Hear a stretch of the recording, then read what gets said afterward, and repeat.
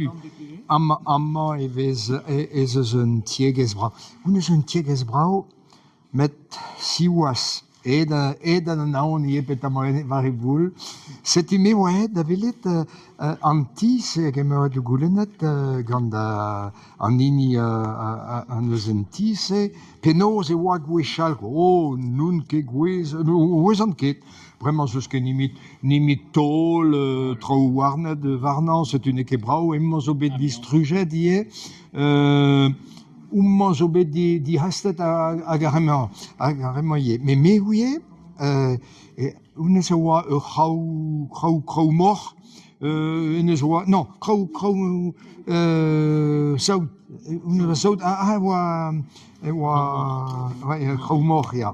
Met en diabarz, e oa tao ar chimital koz, setu me chonjet, e oa chimital en diavezi, setu me gret. A gamman emman zo bet trohet ie, evit lakaat an trakteur hag ar sato sebas. Setu. Met me oaet gant de va peta, comment din pioche, pech? Va trench, ya, va trench. Me oaet va trench, hag ur lavardin petamaout de hobarte, mezo o klas gant plamant foun, ahez eus un drabennak. Hag e moa kavet,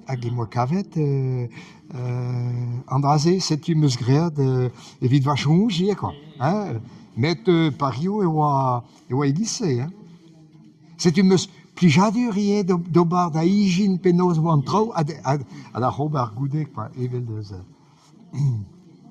C'hwi zo bet feunteun Santez Anastas? Ya. Oummañ meus laket amañ blomañ, sellit mat.